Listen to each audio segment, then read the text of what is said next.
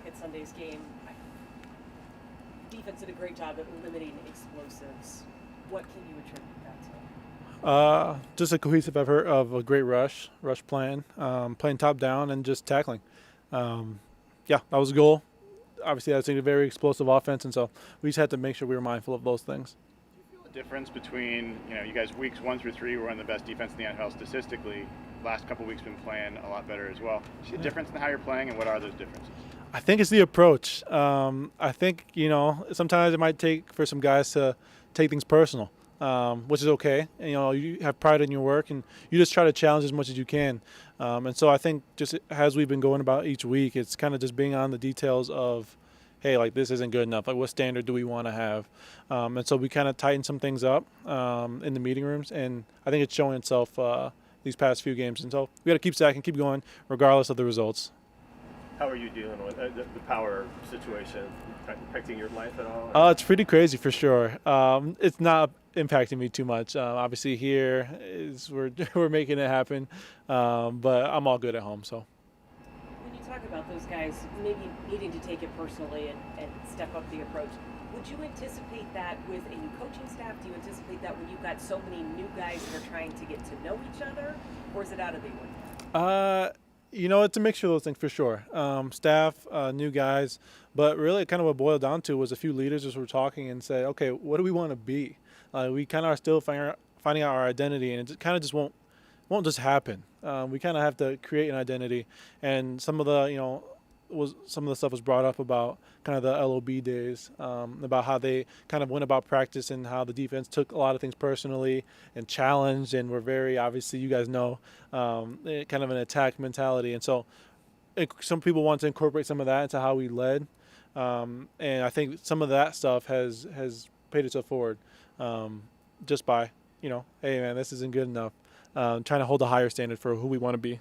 Who brought that up? It was Jarran Reed.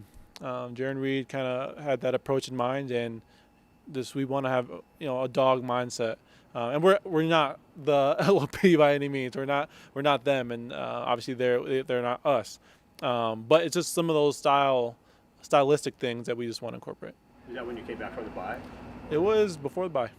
Yeah, 'cause really it was before the Rams game. That approach was taken, and he just, it was a great thought. And so we implemented it. It took more out of leaders. It took more out of guys kind of in each room to uphold that standard and kind of say what was good and what isn't good. And so it was a collective effort for sure. And we're still trying to get there. We're still trying to get everybody on board and just incorporate that into how we go about each week. In terms of reinforcing the standard of Yeah. holding it, how is that communicated specifically in the DB? Yeah, I think, in practice, we don't want a catch to be caught on us.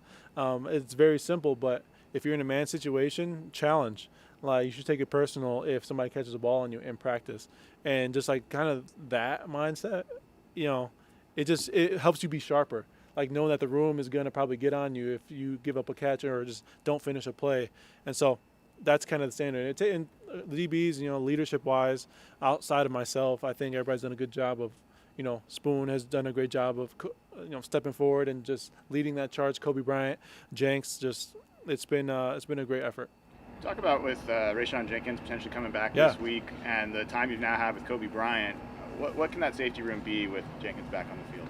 It's, he brings a lot of physicality to the secondary for sure. And having him down, having him around was great because he, when you get hurt, it's a lonely place, or, when you're recovering from something, it's a lonely place. And he was around. He was around. He was in the meeting room. He was out on the practice field just being there for us. And Coby's done a hell of a job playing. He's a baller. And so having all of us, and then when we get K back, Ty Okada obviously was up, did his thing. And so, yeah, we just want to keep raising the bar at safety and just really try to perfect our play. You guys have a lot of first and second year guys playing at all three levels. Yeah. Especially Tyrese Knight coming in. Yeah. What does that bring to the defense, just energy-wise and everything else with how you? It brings juice, it brings energy, but also it requires some patience. Like you can't handhold guys, when they're year one, year two. It's kind of like a trial by fire type of thing. Just let them go, play fast, play free. If I'm out there with some guys, I just try to limit thinking and just go do. That's what kind of requires the confidence and the ability to let these young guys just go and play football. And some people in the past have been really good at allowing that. And so we're just trying to incorporate that into kind of how we flow. And yeah, tonight, some of these young guys, obviously Murph's just a stud, and some other of the young guys, Job's year 3. But just playing fast, playing free is freeing as a player when you just don't have to think. How was the cold shower, if you've had to take one? I haven't had a cold shower yet. You know, I'm living okay right now. But some guys I know have been pretty good helping out, teammates and coming over to each other's houses. And so, yeah, all hands on. Nobody wants to take cold showers. Some are, but, not preferred. What you working on your run defense the last 2 years? Yeah, I think number 13 is probably what's working. That dude's a stud. And we just all really appreciate having him. And he's just such a good leader in terms of he's very steady. He communicates clearly. And above all, he's a dog. He's a see ball, get ball mentality. And so when you have that, guys are playing off him. And also getting some guys back. Having Murph back in the run game is huge because he's a beast. And Leo's playing at a high level. Our backer's playing at a high level. Last past game, T. Knight was playing at a high level. And just tackling. And so I think it starts in that middle, just from very, very, very good play. Everybody else is building off of it. What is it like, and you go back to standard of the DB room, what is it like in practice, in the meeting room after if you have given up a big play? I mean, you're dreading that play. It's not, an attacking type of thing. I like to say, you coach it up and say, hey, man, like they can't catch a pass on you. But then when you make a play, you celebrate it. And so it's that balance of, we're not just attacking each other, but we're trying to be the best. And to be the best, you have to require the best. And so it's been good so far. Nobody's been like, anything crazy up there. Just the standard is raised. Yeah, have you an internal fine system enacted for this? And we don't fine in the building. We don't. Money does not exchange hands in the building. We just, we have other encouraging things to make sure guys are in tune. Leonard told us a couple weeks ago that he felt like part of the issue in run defense was guys trying to do too much because they weren't confident and that the guys around them would do their job. Do you feel like Ernest is helping in that regard? Yeah, and that's tough. I think when you try to, say you get gashed on a play, then like, okay, let me do a little bit more to make sure it doesn't happen. And then when you do that, you are unsound in your defense. And so that was a ton of that just snowballing into itself. And so when we get kind of the details dialed in and, EJ Ernest is playing fast, then you don't have to do somebody else's job. You just got to do your job. And we're still obviously working on that. There's one offset here and there, but that's a huge thing. Everybody's doing their job, not feeling like they have to, overlap quickly, push quickly to potentially get out of their own gap. Those linebackers helping in getting their drops as well, getting more depth, making it easier on the secondary than they had been. Yeah, I think it's always a work in progress. It's tough, but you saw this past game, some of our outside linebackers had some really good drops too, the guys who are on the line of scrimmage. And so it's just understanding the defense, and we're learning, we're growing in that, because it's tough when we're asking a guy who's normally like a pass rushing to drop, 10 yards down the field, 12 yards down the field. And so it's all cohesive. And I think above all, the coaches are coaching better. The details are more in tune day in, day out to make sure, hey, you got to get this deep. You're protecting kind of this area. And so the emphasis has been, has been good and just more dialed in. What do you make of the division where it's at right now? You guys go from the top to the bottom depending on the result this week. Just how tight it is with the stretch you have left in the year. It's a lot of good teams, and it's we're close. It's all of us are close, and so all these games matter. And the Cardinals have been playing really good ball, and every team in our division has strengths, a lot of strengths, playmakers, some weaknesses, of course, but it's going to be competitive. It's going to come down, to us executing and kind of worrying about what we're doing, because all of them are very capable teams. What makes tackling get better during the season? I don't know. I think we do tackling drills. I don't want to say, it helps when you kind of have that foundation under you. I think it's just a willingness to just play fast, free, and just knowing somebody has your back. Because then if you can go shoot and just play aggressive, like this past game, you see a ton of times where, there was a lot of 3, 4, 5-man tackles.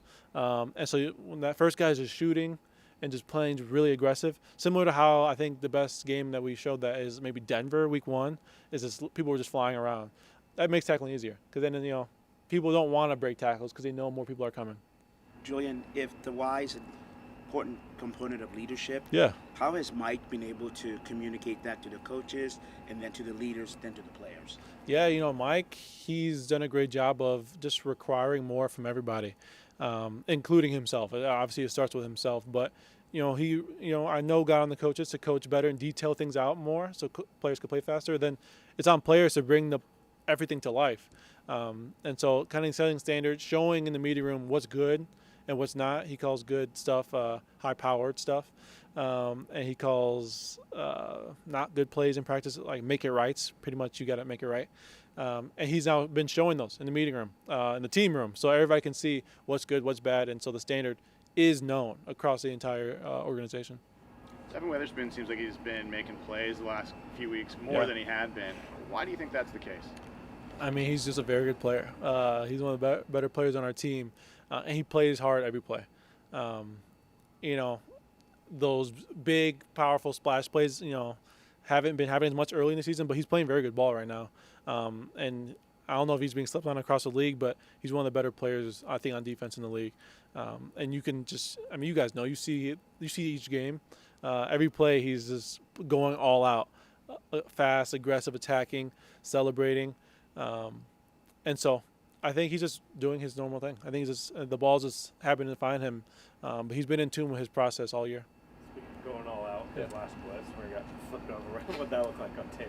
Yeah, those are tough. But that's Spoon sending it. I mean, you would hope a running back doesn't cut your nickel pressure. Some like to. But, yeah, he got up and just put some pressure in the face of Purdy. And that one probably hurt a little bit. But this past game was an ice bag game. If you weren't leaving with some ice, then you weren't playing hard enough. And so that's what that was. Good. All right. Thanks, Julian. Thank you all. Thank you. Appreciate it.